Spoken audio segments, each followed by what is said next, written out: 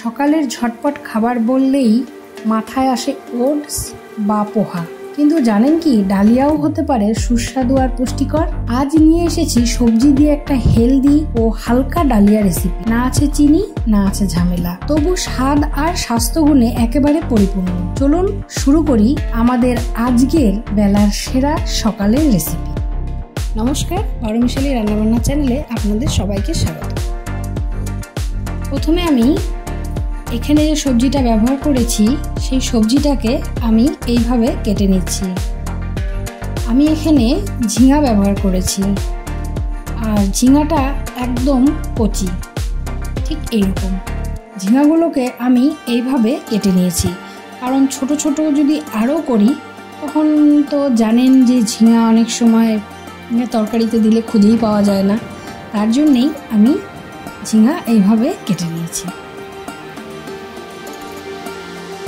ঠিক এইরকমভাবে। ঝিঙার আগাগুলোকে আমি এইরকমভাবে কেটে নিয়েছি আর ছুলে নিয়েছি।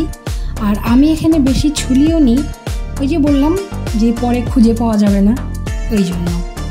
আর এর মধ্যে দিয়েছি লঙ্কা, সেইগুলোকে কুচি করে কেটে নিয়েছি।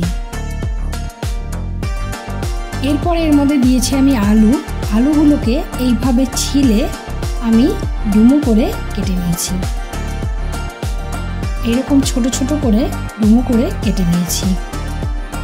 চাইলে এর মধ্যে আপনারা আরও অনেক ধরনের সবজি ব্যবহার করতে পারবেন,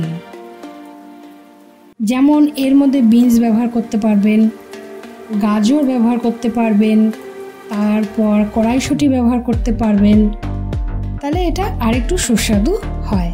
আচ্ছা, এবার আমি সবজিগুলোকে ভালো করে ধুয়ে নিয়েছি। নিয়ে এইবার আমি কড়াইয়ে তেল দিয়ে দিলাম, দিয়ে আমি এখানে জিরা ফোড়ন দিয়েছি। তারপর সবজিগুলোকে এখানে দিয়ে আমি ভেজে নিচ্ছি। প্রথমে আমি ঝিঙাগুলোকে একটু ভেজে নিচ্ছি, তারপর এখানে দিয়ে দিচ্ছি ছোট ছোট করে ডুমো করে যে আলুগুলো কেটে নিয়েছি, সেই আলুগুলোকে আমি এখানে ভেজে নিচ্ছি।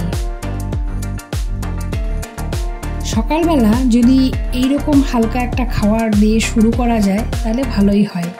এর মধ্যে দিয়ে দিলাম কুচনো লঙ্কা, তার মধ্যে দিয়ে দিলাম হলুদ, তার মধ্যে দিয়ে দিলাম লবণ, দিয়ে ভালো করে নাড়াচাড়া করে নিচ্ছি। আর এখানে আমি দিয়ে দিচ্ছি অল্প জল, কারণ ঝিঙার থেকে জল বের হয়, তার জন্য আমি অল্প জল ব্যবহার করলাম। এরপর ঢাকা দিয়ে অন্যদিকে আমি এখানে 200 গ্রামের মতো ডালিয়া ব্যবহার করেছি। ডালিয়াগুলোকে ভালো করে এইভাবে ধুয়ে নিচ্ছি। এদিকে আমার সবজিগুলো সেদ্ধ হয়ে গেছে, আর একটু ভালো করে নাড়াচাড়া করে নিচ্ছি। দেখুন সুন্দর সেদ্ধ হয়ে গেছে আলু, ঝিঙাগুলোকেও দেখে বোঝা যাচ্ছে যে সুন্দর নরম হয়ে গেছে, গলে যায়নি। তারপরে ভালো করে আরেকটু ভাজা ভাজা করে নিয়ে এর মধ্যে দিয়ে দিলাম আমি উষ্ণ গরম জল, দিয়ে এবার আমি এখানে ভালো করে নাড়াচাড়া করে নিচ্ছি। এরপরে দিয়ে দিলাম আমি যে ধুয়ে রেখেছিলাম ডালিয়া, সেই ডালিয়াটাকে এখানে দিয়ে দিলাম, দিয়ে ভালো করে নাড়াচাড়া করে নিচ্ছি।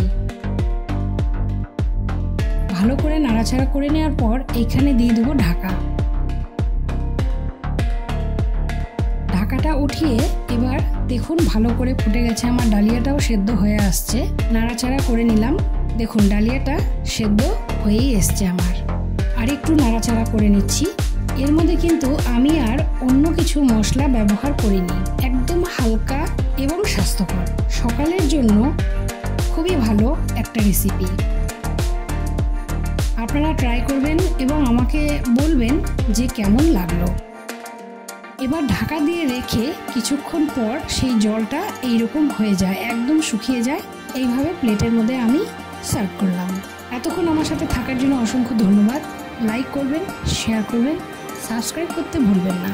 ধন্যবাদ।